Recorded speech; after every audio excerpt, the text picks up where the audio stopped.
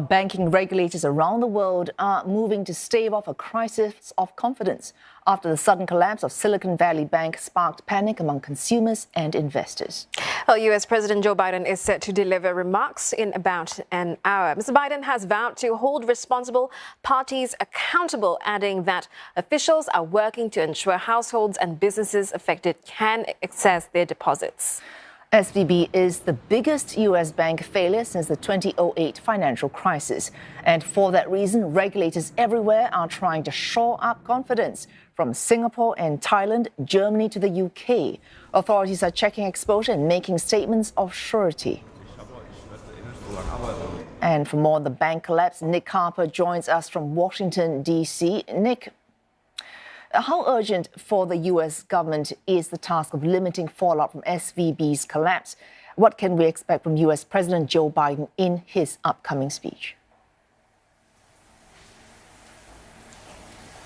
Well, undoubtedly very urgent. We saw a lot of concern throughout the course of the weekend until, we heard on Sunday that the US was going to be helping to shore up those banks. But President Biden will have a message really of reassurance and the task of restoring faith for US citizens as a result of what we've seen over the last couple of days. I mean, bear in mind, today was meant to be all about the president heading to the West Coast, to San Diego, to speak about the AUKUS submarine deal with Australia and the UK. But now he's squeezing in these remarks on what's happened with SVB before he jumps on Air Force One. Those remarks due in just under an hour's time.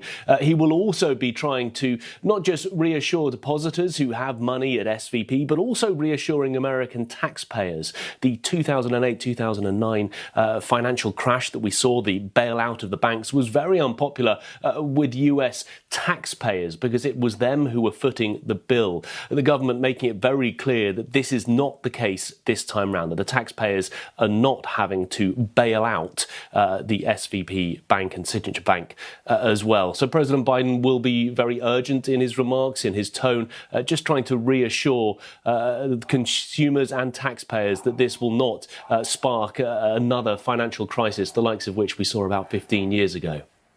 Well, Nick, U.S. regulators assuring that bank depositors of SVB and Signature Bank will be repaid in full. But an overwhelming 95% of SVB's deposits are not insured with the FDIC. So that spurred concerns that tech startups won't be able to pay their employees. Any updates on that front?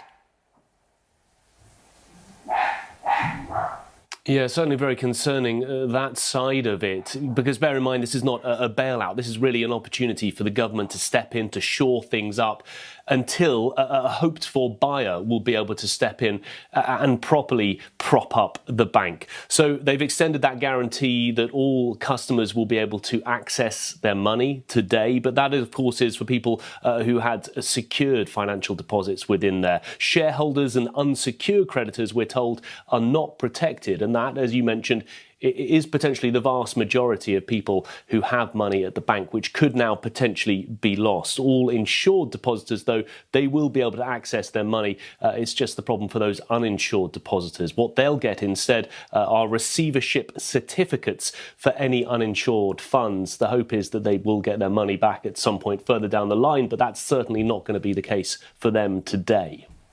Well, thanks for that, Nick Harper in Washington, D.C.